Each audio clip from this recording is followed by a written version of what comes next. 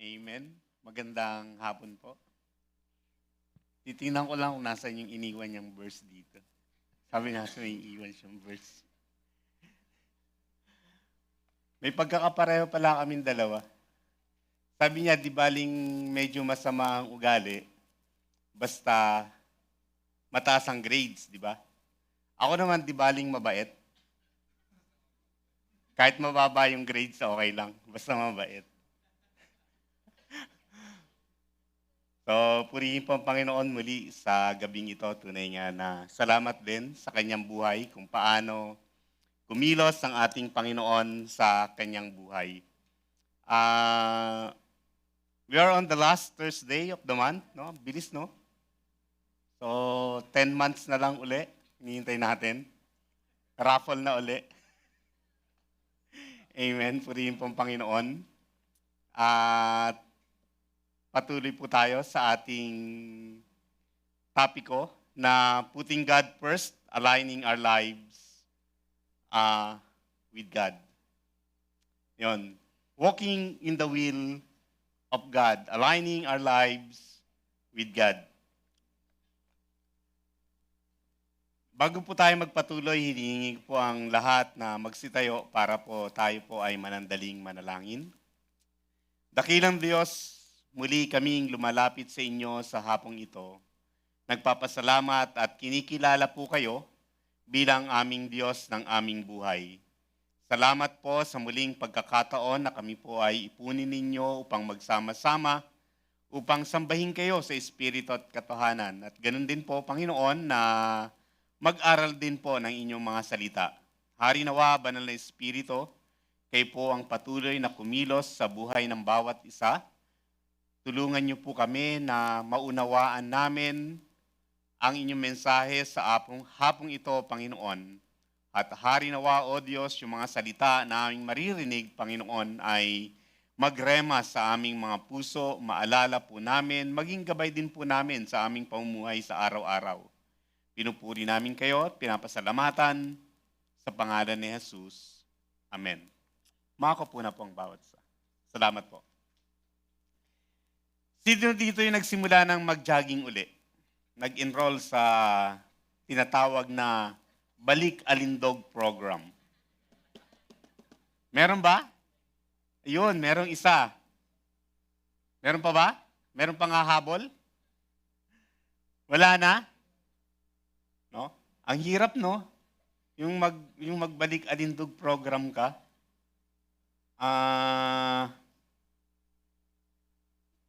Minsan gusto mong, gusto mo nang baguhin yung way of life mo, pero andun yung mga challenges. Especially ngayon, ang lamig-lamig, lalo sa madaling araw, napakalamig. So, paano ako magja-jogging?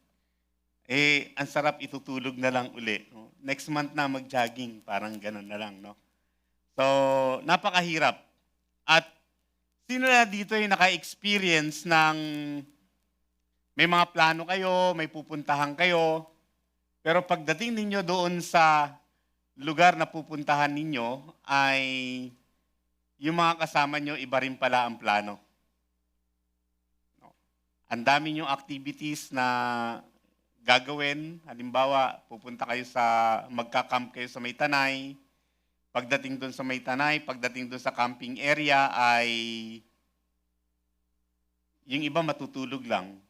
Imbis na mag-hike kayo, no? Maglalakad-lakad, pero iba pala yung gusto. Yung iba matutulog lang. So napakahirap, no? Walking in the will of God, aligning our lives with God, ito po yung ating tupiko sa hapong ito para po sa tema na aligning our lives with God. Walking in the will of God means aligning our life with God's purpose, not our purpose. We have to submit our life to Him through prayer, reading, and scripture, and to obey Him at all times. Napakahirap, no? Para ang nagmumotor, nagdadrive ka, mumotor ka, maluwag na yung pagitan ng dalawang truck, gusto mong umovertake, pero hindi ka pwedeng umovertake. Kasi gusto mo lang, you walking in the alignment of God. Sino yung mga nagmumotor pala rito? So, ang hirap, no? Kasi usually, pag nagmumotor, parang hindi maiwasang sumingit-singit para mauna ka, di ba? Pero, parang ganun lang, no? Walking in the will of God, you just follow, you just to align yourself doon sa ibang sasakyan, naka-steady ka lang sa lane. So parang ang boring ng pagmumotor. And sometimes we feel that way, na kapag ka-inalay natin yung ating sarili sa Panginoon, parang so boring kasi sinusunod mo lang yung kalooban ng Panginoon. Hindi ka makadiskarte ng sarili mo. Pero ganun po talaga yung disenyo. Ganun po talaga yung challenge sa atin. If we want to align our lives with God, we have to align our life with the purpose of God. Sa ating teksto, sa ating verse na laging binabasa for Thursday and for 4 Sundays, ito yung gumabay sa atin, Matthew 6:33. Pero babasahin natin ito sa Amplified Version ng Bible. Sabi dito, but seek first and most importantly, most importantly, seek means aim at strive after His kingdom and His righteousness. Means His way of doing and being right, the attitude of character of God, and all these things will be given to you as well. So, sino nakakabisado ng ibang version? NIV, ESV, King James, no? Sige nga, paki-recite. Oh. Amen. Palakpakan natin. Thank you. Kala ko nakalimutan nyo na eh. So, salamat, no? We talk about this verse. At this verse leads me the question, who is the first in my life? Parang, when this verse asks us, who is the first in your life? It also leads me to another question, how is my daily walk with God? Paano yung aking daily walk?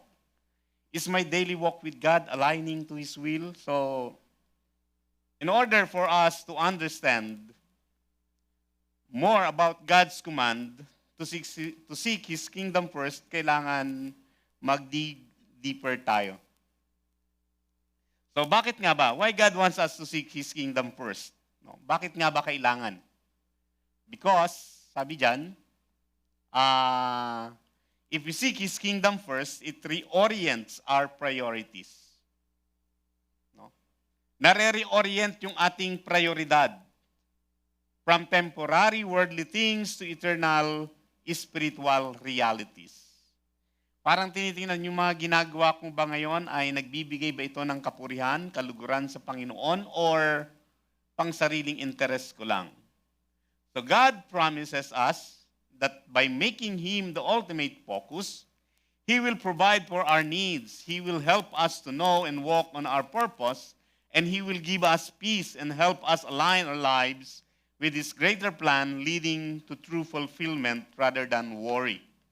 So ito yung magandang pangako ng Panginoon. Kapag inuna natin siya, sabi niya, ibibigay niya, idadagdag niya yung pangailangan natin. Hindi naman ganun kamanhed ang Panginoon. Sabi nga dito, before pa, bago pa tayo lumapit sa Kanya, alam niya na yung pangailangan natin. The same, no, sa mga magulang ninyo, sa mga magulang natin. Dahil alam nila yung needs natin, kailangan nating mag-aral, kailangan natin ng araw-araw na, baon, they provide it.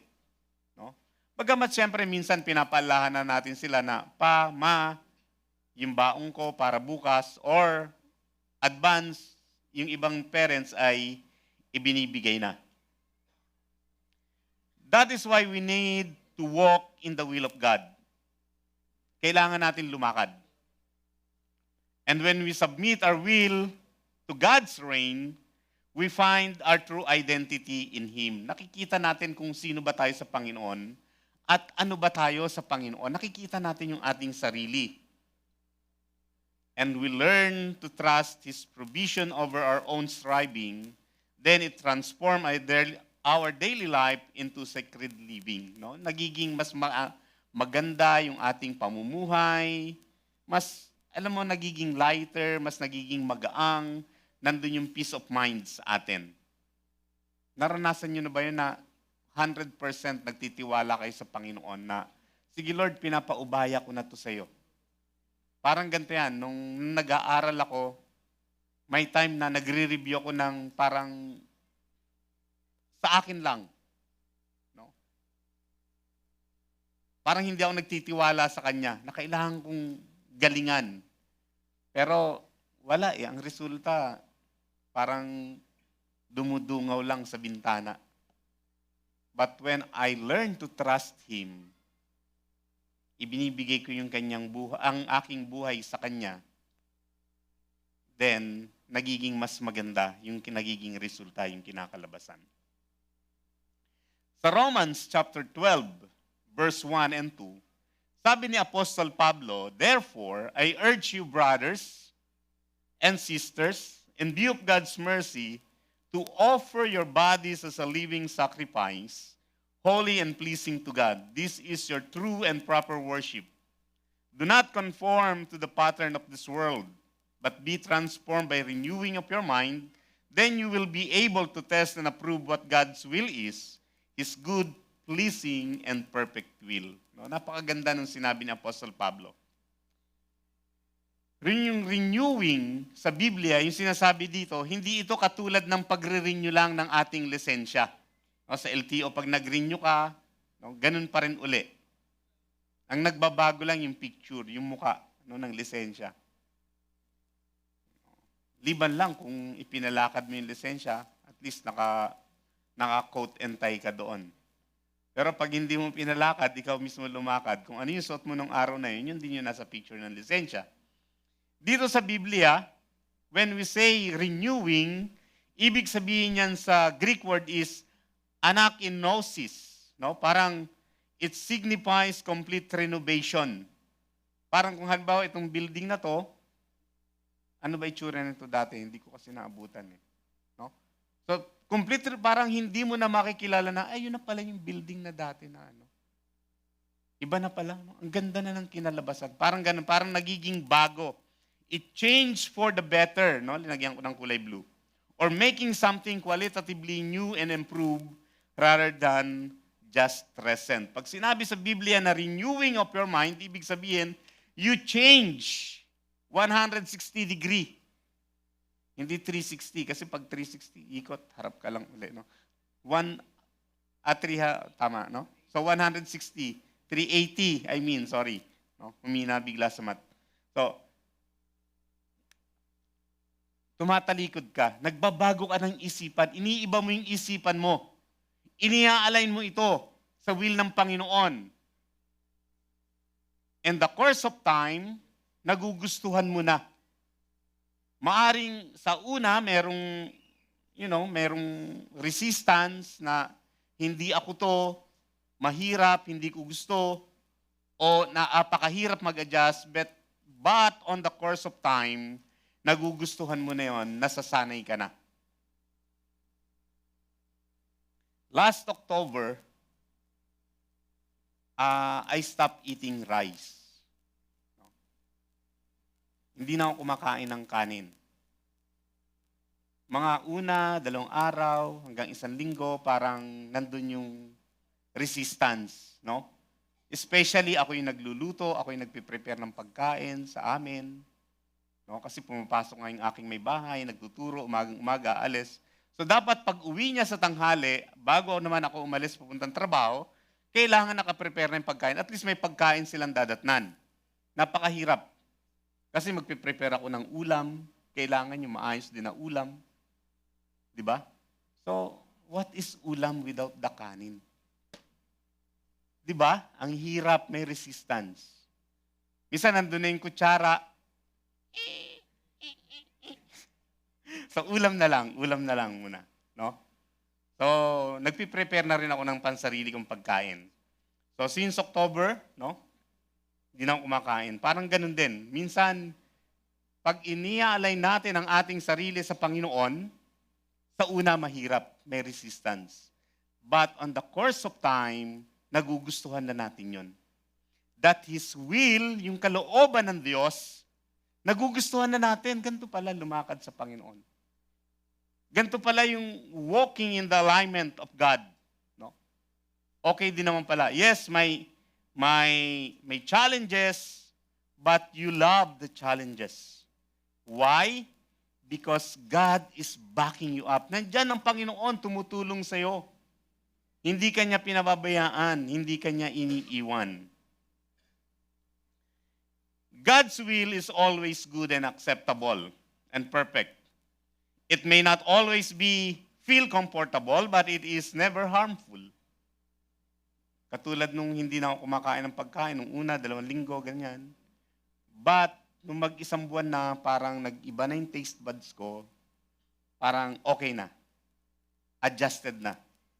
So hanggang ngayon, hindi na ako kumakain ng kanin. So, last year pa, nag-enroll na ako sa tinatawag na Balik Alindog program. So, purihin po ang Panginoon at patuloy niya akong binibigyan ng lakas. Sinasabi ko ito hindi para ipagmalaki, kundi inihahalin tulad ko lang ito kung papaano tayo lumakad sa kalooban ng Diyos. There are 4 kinds of the will of God. Sorry. Understanding what God's will muna. Tingnan natin kung ano yung God's will. And there are 4 kinds of the will of God. Sabi dyan, first is His sovereign will. Ano ba yung sovereign will ng Panginoon? Ibig sabihin, God's ultimate unchangeable plan for the universe which He accomplishes regardless of human actions. Ibig sabihin, ang kalooban ng Diyos, hindi ito mababaliwala. Ano man ang gawin ng tao, maghahari ang kalooban ng Diyos. That is sovereignty. That is the sovereign will of God. Even ang mundong ito, sirain man natin ang sirain, sabi dun sa Revelation, at darating, bababa yung bagong Jerusalem. Ibig sabihin, even this earth are subject to the redemption plan of God. So, maayos. Ano man yung gawin natin. And also yung mga nangyayari. Yung bagyo, yung lindol, kahit magkaroon pa ng kalyo yung tuhod natin, kaluluhod, mangyayari at mangyayari yon. Hindi natin pwedeng baliktarin o hindi natin pwedeng impluwensyahan ang pag-iisip ng Diyos. That is His sovereign will. Mamaya, mas mabibigyan natin ng pansin yung mga example niyan. Moral will of God.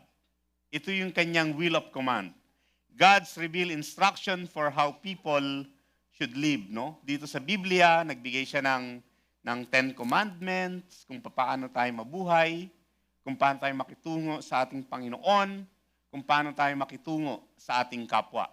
And also sa New Testament, sabi doon, how to love your enemy. That's the moral will of God. And also, the fruit of the Holy Spirit na kailangan mag-manifest sa bawat isa.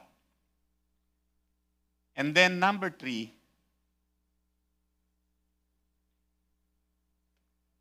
the redemptive will of God. God's desire for all people to be saved and have eternal life through Jesus. Napapahamak yung tao dahil hindi nila kinikilala ang Panginoong Kristo bilang daan, katotohanan at buhay. Tingin nila, dahil mabuting kanilang gawa, maliligtas na sila. Tingin nila, dahil hindi sila nawala bilang elected officials sa government, mapupunta na sila sa langit. No, hindi po ganon. Kailangan kilalanin ng bawat isa ng ating Panginoon lamang ang daan, katotohanan at buhay at walang makakapunta sa Ama, sabi nga doon, kundi sa pamamagitan niya lamang. This is God's desire. Though, yung invitation for eternal life, for God's kingdom, is for everybody sana. At hari nawa, sana nga everybody mag-respond sa panawagan na yon. And then yung last, ito yung medyo nakakatakot, the permissive will of God. Ibig sabihin, God allow things to happen or situations to happen. Hindi lahat ng nangyayari sa buhay ng tao ay kalooban ng Diyos. Alam niyo ba yon? Hindi lahat ng nangyayari sa buhay ng tao ay kalooban ng Diyos. Bumagsak ka sa exam, hindi yun kalooban ng Diyos. Gusto niya sana makapasa kaya lang hindi ka nag-review. No? Hindi ka naman taga-Hawaii. Alam niyo taga-Hawaii? Hola-hola? No? Hindi ka naman taga-Hawaii, tapos naguhula-hula ka. Hinula-hulaan mo lang yung sagot. No? Mini, mini, miny, mo. What is the best answer of these four? A, B, or C? A, B, C. O, C. O kaya kung saan pumatak yung ballpen, no? Taga-Hawaii ka ba? Hindi ka naman taga-Hawaii. So mag-review ka. Hindi ka laoban ng Panginoon na bumagsak ka. Hindi ka graduate kasi nag-drop ka. Hindi yung kalooban ng Diyos. Ang gusto niya sa'yo, graduate ka sa pag-aaral mo.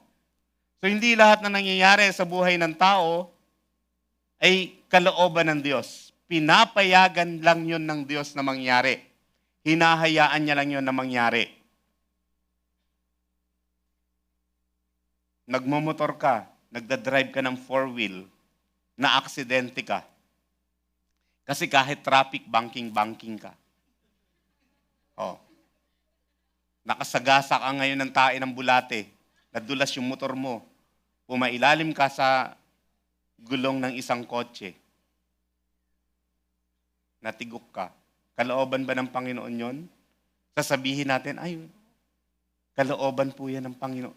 Ang kalooban ng Panginoon. Gusto mo kutongan ka niya? Hindi niya kalooban yon. Ang tawag doon, that is the permissive will of God. No? That is the permissive will of God. Hinayaan niya yung mangyari. So that, in a way, magkaroon tayo ng lesson sa mga nangyayari na yon. Matuto tayo. Matuto tayo sa mga bagay na yon. Hindi lahat. Now, bibigyan ko kayo ng example, biblical example. Mga Israelites, nung lumabas sila sa Egypt, instead of taking the road to Canaan for 40 days, it took them 40 years. Bakit? Angal po sila ng angal. Mabuti pa sa Ehipto, biro niyo, pinalaya na ng Panginoon. But they thinking about garlic and bawang at sibuyas. Kung nakilala ko sila na maaga-aga, bibigyan ko sila ng ng sibuyas at bawang na binabad sana sa suka. Ganun yung nasa isip nila. Pinalaya na tayo ng Panginoon, and yet, yung pagkakaalipin pa rin na buhay, yung gusto nating balikan. Instead of taking them 40 days, they took it up for 40 years. And it cost the life of Moses. No? Namatay na si Moses. Hindi yun ang kalooban ng Panginoon. But God allowed things to happen. At lahat ng nakalabas from Egypt, except Joshua and Eleazar, lahat sila namatay na, hindi sila nakapasok sa tinatawag na Promised Land. Why? Dahil sa katigasan ng ulo nila. And that is the permissive will of God. Mga minamahal, huwag nating susubukan ng Panginoong Diyos. For He is a God. Hindi siya katulad natin. Hindi siya katulad sa tao. Sabi diyan, huwag nating susubukan.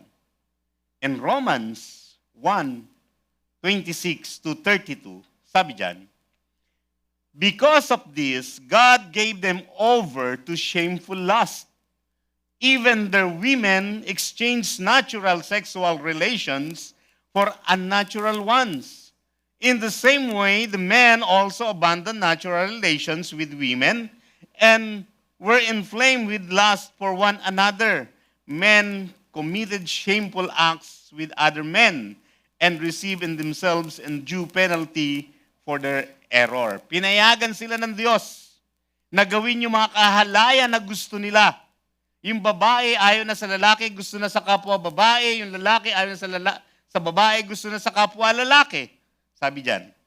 Verse 28, furthermore, just as they did not think it worthwhile to retain the knowledge of God, so God gave them over to a depraved mind, so that they do what ought not to be done. They have become filled with every kind of wickedness, evil, greed, and depravity. They are all full of envy, murder, strife, deceit, and malice. They are gossips, slanderers, God-haters, insolent, arrogant, and boastful. They invent ways of doing evil. They disobey their parents. They have no understanding, no fidelity, no love, no mercy, although they know God's righteous decree that those who do such things deserve death. They not only continue to do these very things, but also approve of those who practice them. Kakalungkot, no? Hinayaan na sila ng Diyos until such time maunawaan nila. Kumbaga, they will taste their own medicine. Imagine, hindi yan ang kalooban ng Diyos. Ano ang kalooban ng Diyos? Jeremiah 29:11. Who can recite? Sige nga, Mac.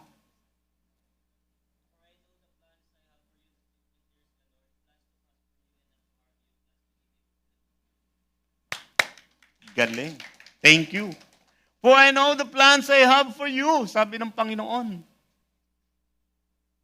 Plans to prosper you, not to harm you. Plans to give you hope and the future. Ang ganda ng plano ng Panginoon. Kung atin lang mauunawaan, kung atin lang pangahawakan, napakaganda ng pangako ng Panginoon. No? Kabaliktaran sa Romans na ginagawa ng mga tao. That's why Paul in Ephesians 5:15-18, inom muna ako. Sorry.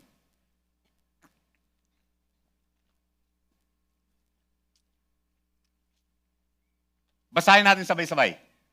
1, 2, 3, go.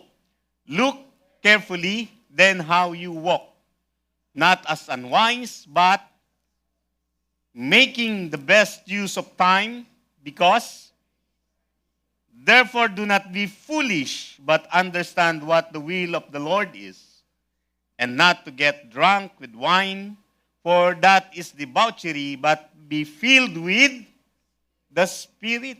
Amen. Sabi niya, tingnan natin kung paano tayo mamuhay. Be careful how you walk then, making the best use of the time because the days of evil. Anong ibig sabihin yan? Ibig sabihin, tingnan natin yung ating paglakad, yung ating buhay. Am I glorifying God? Nabibigyan ko ba ng kalwalatian ng Panginoon? Nakakalakad ba ako sa kanyang kalooban?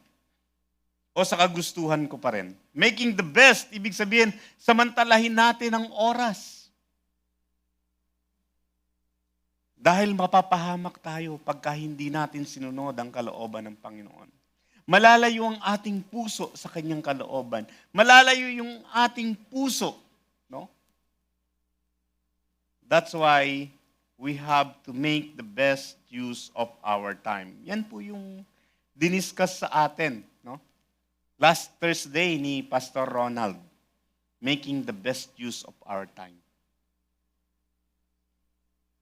God is not subject to time and space, but He subjected Himself nung siya'y magkatawang tao. So, the question is, how to walk in the will of God. But before going deeper, make sure that we will agree on God's conditions. How? By spending time in His presence, by reading and meditating on His Word. God can also reveal things through the Holy Spirit. So, kailangan natin mag-agree doon. Walking in God's will is not about losing our identity. Tandaan natin yan. It is discovering who you truly are in His plan. Ano ba yung piyesa na ating ginagampanan? Tayo ba yung sa motor? Tayo ba yung silinyador? No? Tayo ba yung preno? Kung may clutch yung motor mo, ikaw ba yung clutch? O isa ka lang tornilyo? Napakahalaga ng lahat ng yan. Imagine mo kung tornilyo ka, tapos bigla kang kumalas sa motor, no? Nagmumotor, kakatanggalan yung lahat ng tornilyo. Ano mangyayari sa'yo? Pag nagmumotor ako, kahit 40 lang yung speed ko, parang ang bilis-bilis ko na eh. Kasi cover, unlike pagka naka 4 wheels ako, yung 40 parang inaantok na ako nun. No? Pag nasa expressway, at least mga nasa 160, ganun. Wow. Tapos merong LTO dun sa unahan, ticket ka na kagad, overspeeding. No? So, tubos ka. So, let's agree. Let's agree on God's condition, how to walk in the will of God. Number 1, total submission. Hindi ito katulad ng kay Baki, no? Yung submission na hindi po ganon, hindi po ito pang MMA, kundi ito'y pagsuko ng ating sarili. No? Sabi doon sa Romans 12, offer your body as a living sacrifice. Ask this question, am I in the God's will right now? Nasa will ba ako ng Diyos ngayon? Lumalakad ba ako ngayon sa kalooban ng Diyos? Ask yourself. Let's ask ourselves.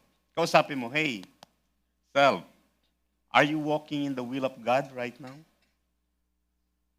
How is your situation right now? Are you following the lead of your self-will or God's will? Sabi nga natin, God has a plan for you. However, if you begin to make excuses and fail, do your part, bukas na lang, sa susunod na lang, you will miss out the blessings He longs to give you. Mamimiss out mo po yan.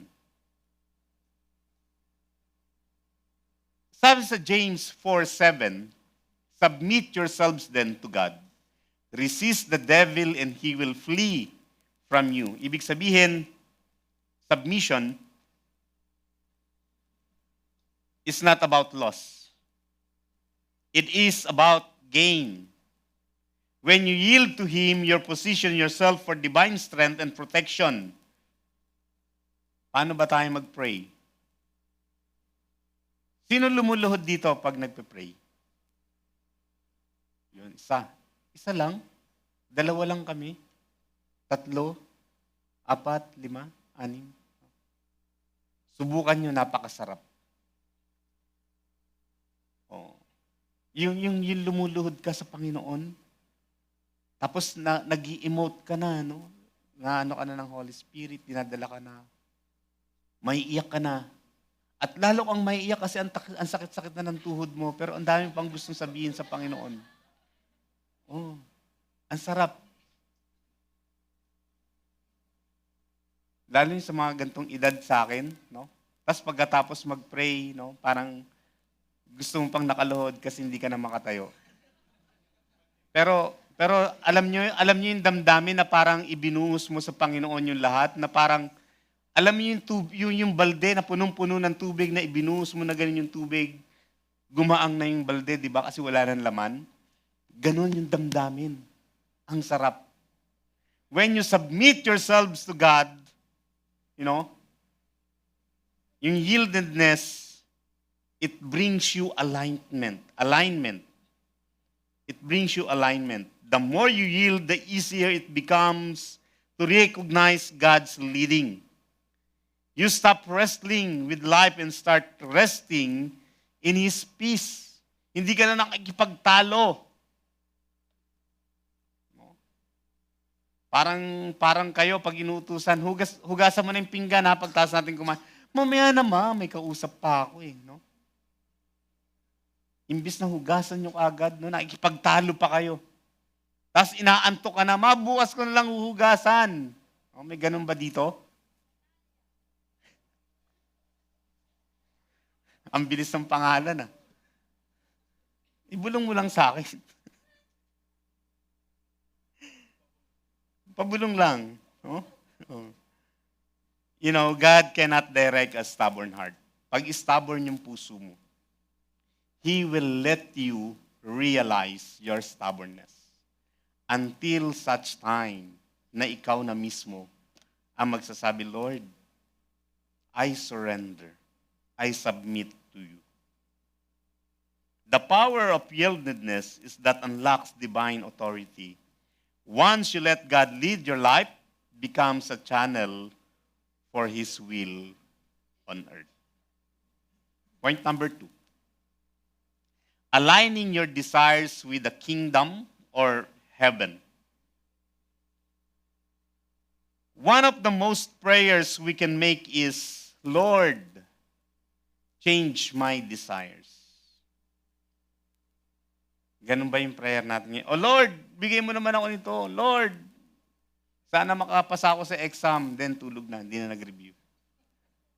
Ganun ba? No? That is one of the most honest prayer we can ever make. Lord, change my desire. And it takes humility to admit that what we want is not always what God wants for us. Minsan napakahirap nun, no?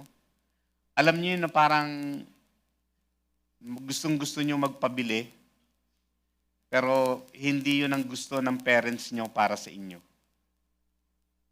Or sino na dito na binilang kayo ng parents niyo ng isang bagay pero ayaw niyo nun. Pero gustong-gusto ng parents niyo yun. Kasi parang he longed for it when they was on your age. Gustong-gusto nila yon. At nang dumating kayo sa age na yon, binilang kayo ng parents niyo kasi nung gantong edad ako, gustong-gusto ko tong... No? Pero kayo ayaw niyo, ma, ew. No? Parang... It takes humility to admit that we want is not always what God wants us for us.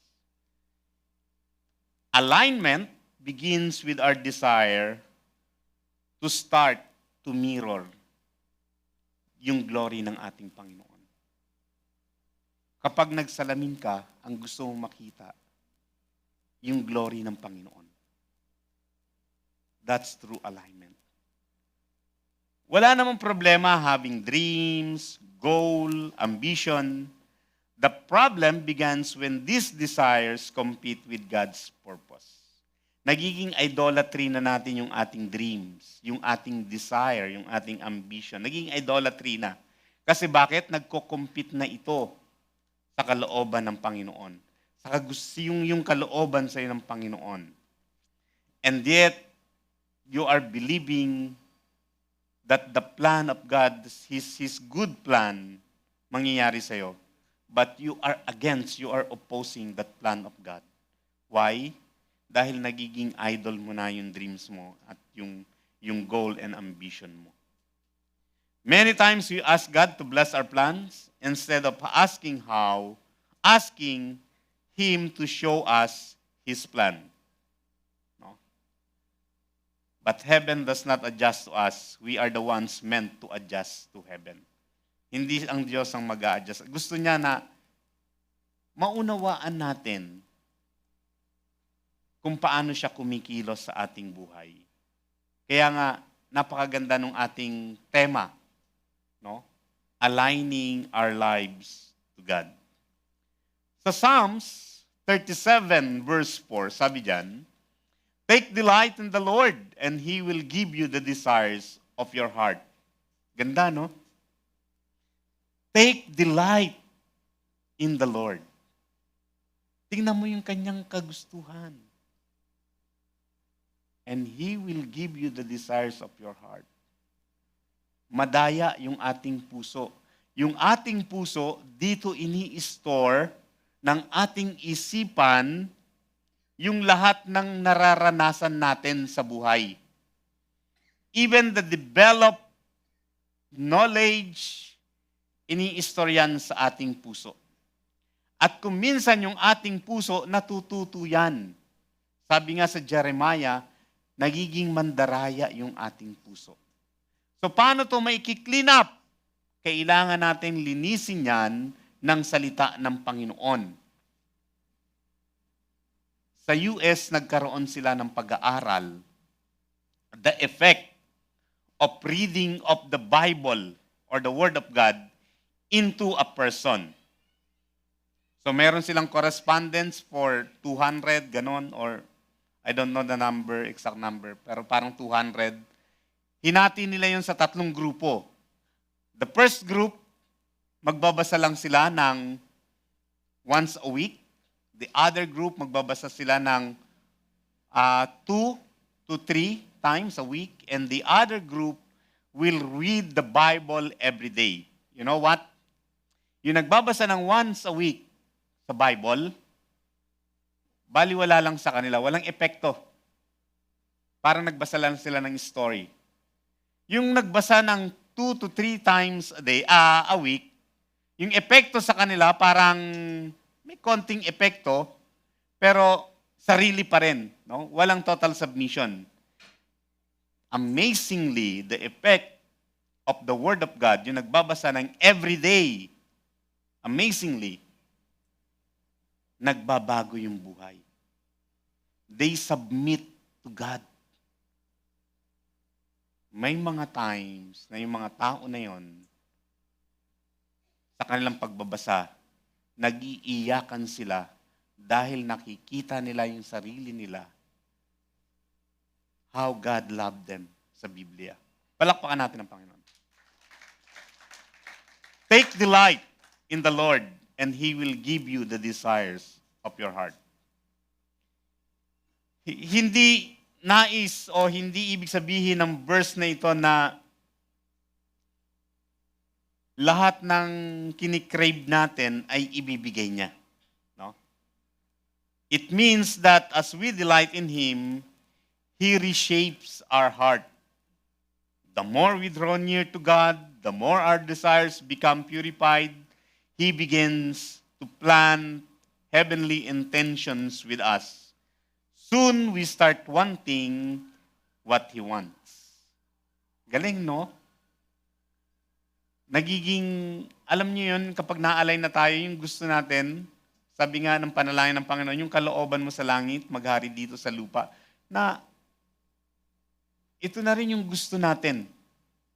Kung paano gusto ng Panginoon na maligtas ang bawat isa, tayo din as His instrument, nagkakaroon din tayo ng desire na sana itong mga tao na ito mabahagian ko rin ng salita ng Panginoon. So God's goal is not to erase your desire, but to refine. No? I-reshape lang ng Panginoon. He wants to bring you to a point where His natural becomes your will. Yun lang naman ang gusto ng Panginoon. And it takes daily surrender to stay in tune. Every morning, ask the Lord, what do you want me to do? Want me to want today? Ano ba yung gusto mo sa akin sa araw na ito, Lord? So, simple lang yung panalangin, no? Patuloy na nating sikhayin at patuloy nating panalangin na baguhin ng Panginoong Diyos ang ating puso na may align ito sa Kanya. Point number 3, as we walk, no? Para sa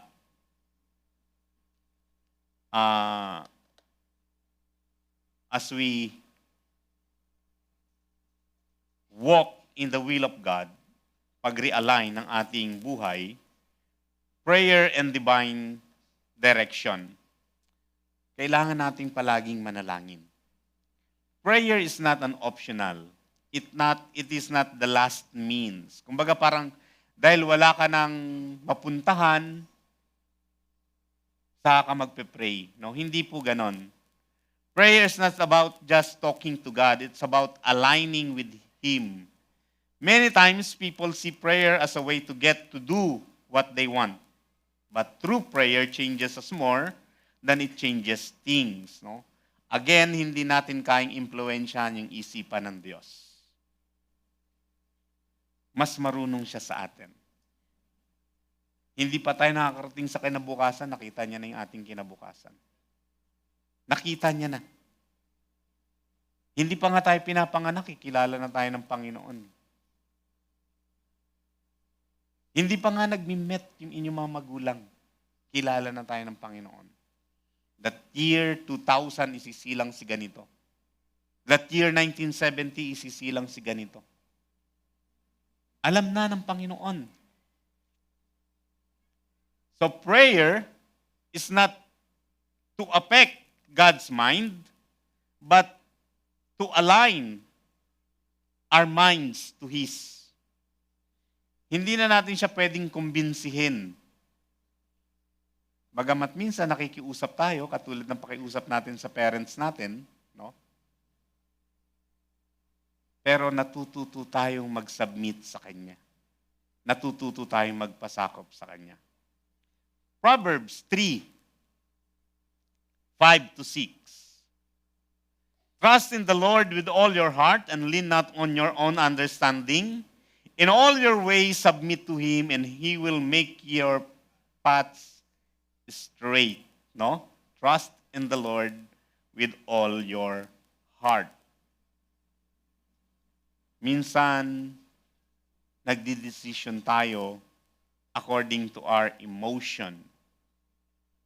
Sometimes we make decision on a logical way, or sometimes because of pressures, nagdidesisyon tayo. Ano ba? Bilisan mo na mag-desisyon, no? Yet God invites us to trust His wisdom above ours. Yung pagtitiwala sa Panginoon, yung pagtitiwala sa Panginoon, parang ganito yan. Sa atin bilang tao, dahil sa experience natin, kung minsan kinakalculate na natin yung mga mangyayari. Di ba? Especially kapag mathematician ka, kukunin mo yung right angle, isosolve mo yung hypotenuse. Di ba? Parang nai-imagine mo na kagad na ganito yung resulta. But trusting in God, parang may harang.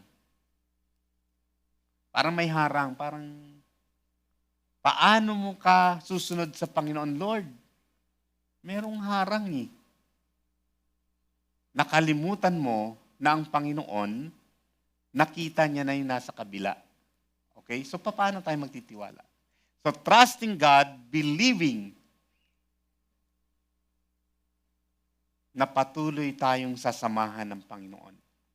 Hindi niya sinabi pag nagtiwala tayo sa Kanya, wala tayong panganib na dadaanan, wala tayong challenges na dadaanan, no? Walang obstacle sa daan. Hindi niya sinabi yon. Sabi niya lang, magtiwala ka sa akin, sasamahan kita. Sa mga Hudyo, no, kung babasahin natin sa Old Testament, especially sa mga Kings and Chronicles, yung pagtitiwala sa Panginoon, ito yung bagay na parang nakikipaglaban sila sa mga kalaban nila, sa mga Philistines, sa Amorites, or sa kung kanino mang bansa. Dahil nagtitiwala sila sa Diyos, alam nila nandyan yung tulong ng Panginoon. That is why inuuna nila yung magpuri sa Diyos. Halimbawa, sa 1 Samuel, nung nilid sila ni Samuel, sabi ni Samuel sa kanila, makikipaglaban sila sa Philistines, sabi sa kanila ng ni Samuel, sige mag-fast tayo and then mag-worship tayo sa... Imaginein mo, di ba? Pag nagpa-fast ka, hindi ka kakain. Sa kanila, hindi sila iinom minsan. Tapos sa harap sila sa gera, hinang-hina yung katawan nila, wala. Imagine, no? Yung espada nila ang bibigat nung unang araw. Nung unang panahon, mabibigat, ganun kabibigat yung espada nila. Tapos may shield pa silang bakal. Di ba? Ngayon nga lang, magbuhat ka ng 2 timba, ang bigat na eh. Yung may bakal ka pa ng pang shield. No? Tapos may espada ka pa. Tapos yung baluti mo, mga bakal din, di ba? Wala pa namang inchik nung panahon na hindi pa na-invento yung plastic eh. Kasi imagine mo ang bigat. Tapos wala kayong kain. Makikipaglaban kayo sa ihahanda niyo yung sarili niyo para makapaggera. Paano ka magtitiwala? But they believe that God will help them. And true enough, bago dumating yung mga Philistines, tinamaan na sila ng kidlat. Nag-fast sila, nag-worship sila, and God do the rest. Ganyan yung pagtitiwala. Trust in the Lord with all your heart. Magtiwala lang po tayo sa Panginoon. Huwag yung sarili nating diskarte. Lord, relax ka lang dyan, kayang-kaya ko to. No, hindi ganun. Lord, chill ka lang dyan, chill ka lang. Kayang-kaya ko na to, Lord. Ako nang bahala dito. Inat-inat ka pa, no? Stretching ka pa. Kayang-kaya ko na to. Pitik lang ng kaaway, bagsak ka na. Let God do the work. Trust His will. Let God do the work. Trust His will. A person who prays sincerely will always walk in alignment. You cannot spend time in God's presence and come out confused. Prayer gives clarity, strength, and stability. It also keeps your heart humble enough to listen when God redirects you. So kapag ka nagpe-pray tayo ng sincero, sinusuko natin ang ating buhay sa Kanya, nagiging mas malinaw sa ating isipan kung ano yung mabuti at magandang gawin. Then, number 4, walking in obedience. In God's kingdom principle, obedience is the source of joy. No? Hindi yung obedience nagiging source ito ng parang pagkainis. Ako na naman. Kanina ako gumawa nito, ngayon ako na naman. No, hindi ganon. Kundi ito yung nagiging source of joy. Kapag sumusunod, the more na sumusunod ka sa kalooban ng Panginoon, the more na sumusunod ka sa Diyos, it becomes your source of joy. Obedience is one of the most or one of the clearest proofs that your life is aligned with God. Kasi sumusunod ka. Sabi nga kanina yung pagtitiwala, kahit hindi mo nakikita, nagtitiwala sa Panginoon, ganun din sa pagsunod.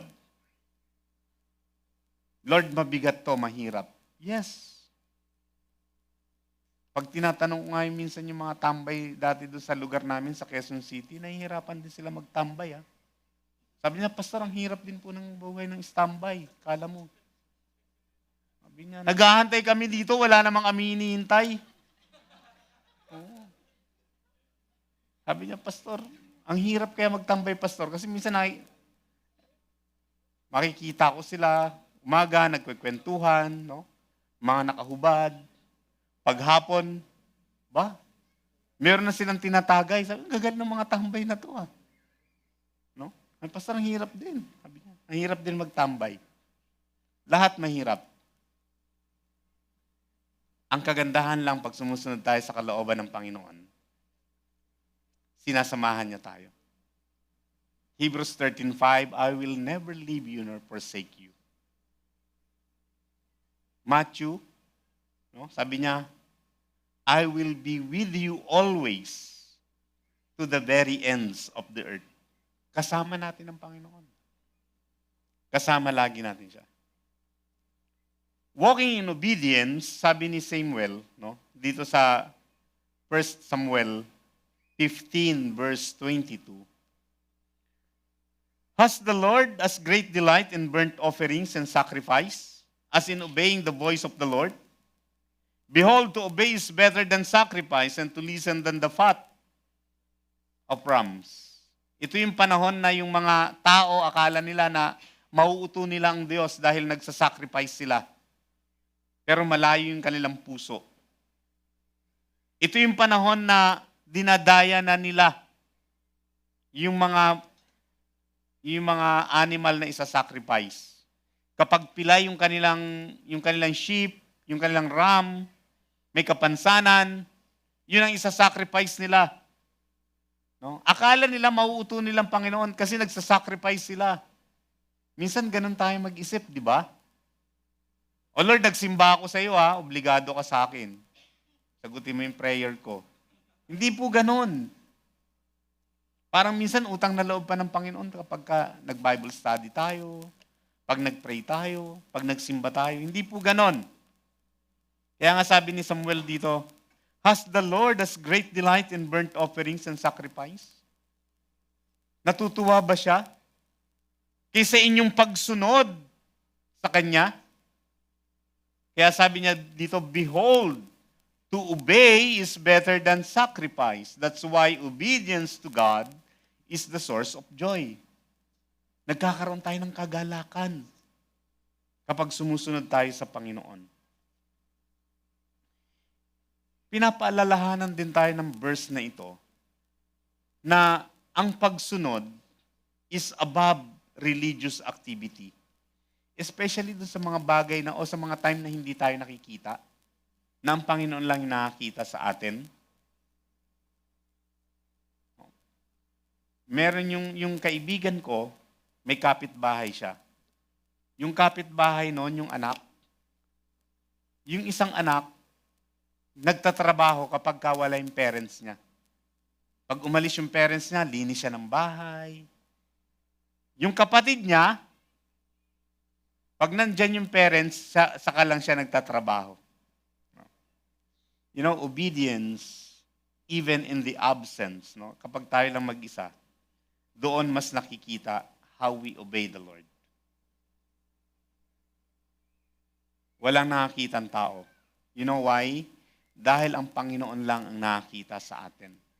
At mas nagagalak siya doon. Mas nagagalak siya doon. That's why, obedience is better than sacrifice. Bilisan natin ng konti. Baka lumampas ako sa oras. Baka biglang mamatayan ako ng ilaw. So, point number 5, living as an extension of Christ's rule. No? As we align ourselves to God, we have to live as an extension of Christ's rule.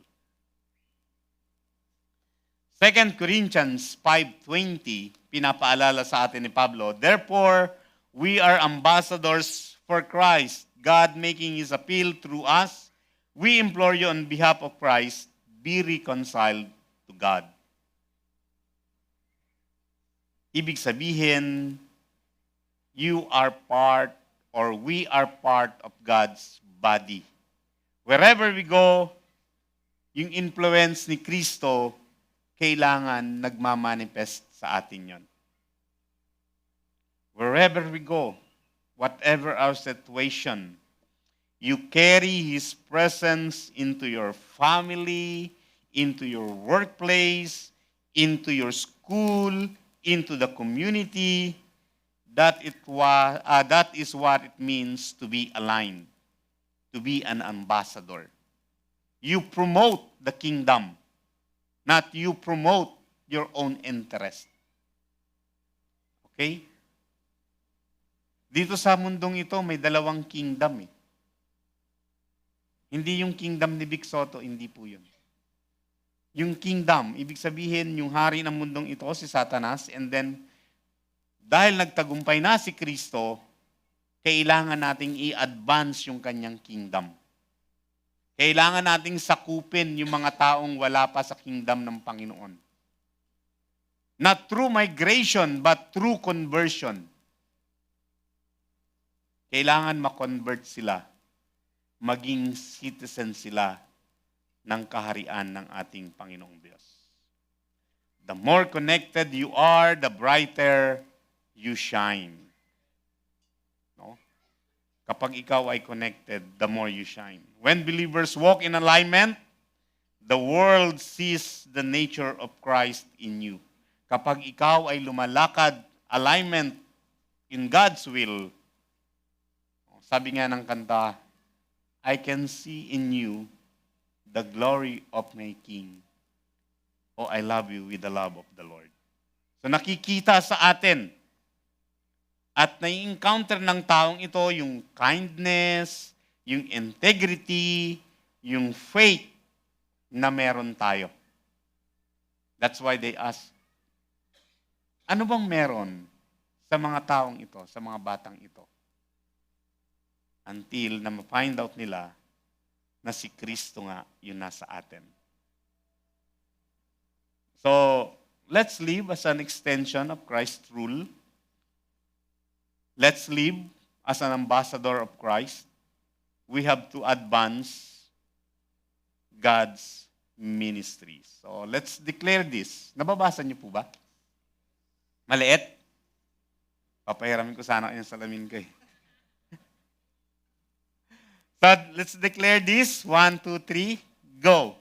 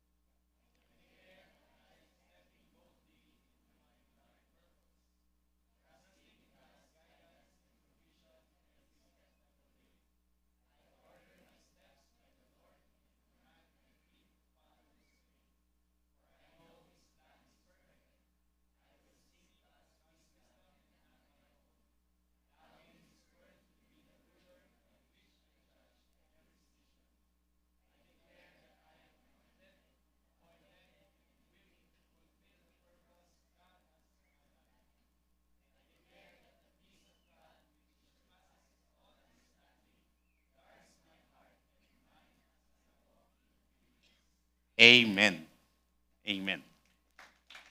So, that is our declaration. Conclusion, walking in God's will involves total submission to His will, aligning your desires with the heaven or with the kingdom of God, prayer and divine direction, walking in obedience, living as an extension of Christ's rule. So, para sa ating pagtatapos, let's pray. Ito yung ating prayer. Sabay-sabay tayo. 1, 2, 3, go. Heavenly Father, I come before you today, acknowledging that your plans for my life are good, filled with hope, and far better than my own. I surrender my ambitions, desires, and personal agenda to you. I ask that you would align my heart, my mind, and my actions with your perfect will, timing, and strategy. Lord, remove my doubt, fear, and stubbornness that prevents me from following you. Give me the discernment to recognize the doors you have opened and the courage to walk through them. When I am uncertain, help me to trust in your wisdom. I yield my life to your service, asking that you use me to bring about your purposes. Let your will be done in my life. In Jesus' name, amen. And God bless everyone. Purihin po ang Panginoon.